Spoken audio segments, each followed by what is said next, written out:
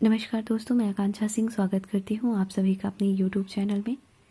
आप किसी भी एग्ज़ाम की तैयारी कर रहे हो तो जुड़ सकते हैं हमारे साथ।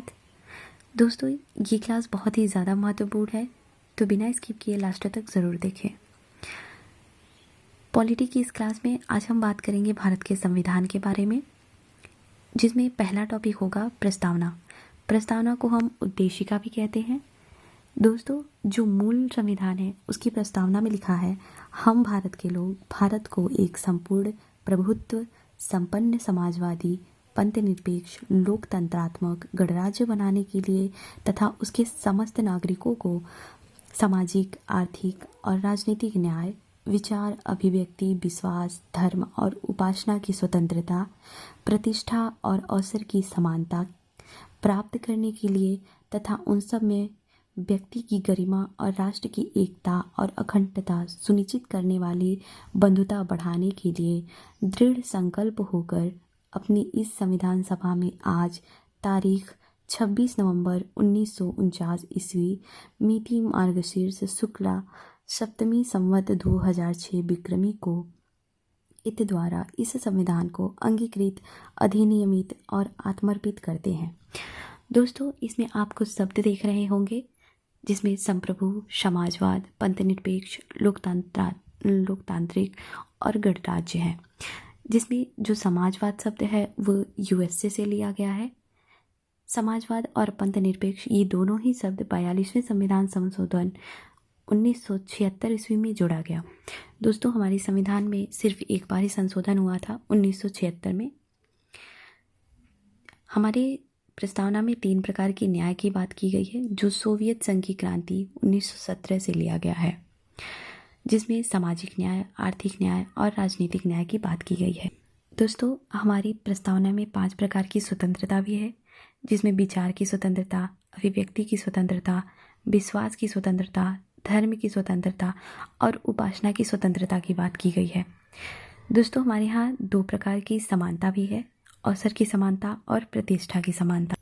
दोस्तों, स्वतंत्रता समानता बंधुत्व और गणराज्य ये सारे शब्द फ्रांस की क्रांति 1789 से लिया गया है। दोस्तों, प्रस्तावना का जो आधार था वो उद्देश्य प्रस्ताव 13 दिसंबर 1946 जो कि जवाहरलाल नेहरू द्वारा पेश किया गया था, उसी से लिया गया है। भाषा ऑस्ट्रेलिया, विचार अमेरिका, न्याय की अवधारणा रूस से लिया गया है। ठाकुरदास भार्गव कहते हैं, प्रस्तावना संविधान की कुंजी या आत्मा है। के.एम. मुंशी कहते हैं, प्रस्तावना संविधान की जन्म कुंडली है। M.K. पालकीवाला कहते हैं, प्रस्तावना संविधान का परिचय पत्र है। वहीं डॉक्टर सुभाष कश्यप कहते हैं, संविधान यदि शरीर है तो प्रस्तावना उसमें निवास करने वाली आत्मा है। कुछ जरूरी चीज़ें हैं। जवाहरलाल नेहरू अनुच्छेद 19 को आत्मा कह मानते हैं। ऑस्टिन ने DPSP को आत्मा माना है और B.R. अम्बेडकर ने अनुच्छेद 32 को आत्मा माना है। प्रस्तावना संविधान का अभिन्न अंग है। ये केशवानंद भारती केश 1773 में कहा गया था और SR मुंबई केश 1994 में दोहराया गया था। 13 सितंबर 1946 में पंडित जवाहरलाल नेहरू द्वारा उद्देशिका प्रस्ताव प्रस्तुत की गई थी। 22 जनवरी 1947 में संविधान सभा द्वारा स्वीकृति मिली और ये पारित हो गया। 26 नवंबर 1949 में संविधान लागू हुआ। हम कुछ ज़रूरी बातें जान लेते हैं अपने संविधान के बारे में। संविधान को बनाने में लगा हुआ समय 2 वर्ष 11 माह और 18 दिन है। खर्च 63,96,729 रुपये मात्र है।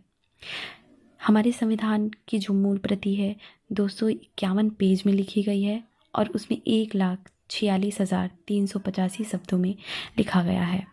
उसका वजन 3.75 ग्राम है। दोस्तों, प्रेम बिहारी नारायण रायजादा जी द्वारा इसे इटालियन शैली में अपने हाथों से लिखा गया था। नंदलाल बोस और राम मनोहर सिन्हा जी द्वारा शांति निकेतन के कुछ कलाकारों सहित संविधान को, जो संविधान की मूल प्रति है, उसे सुशोभित और सुसज्जित किया गया था।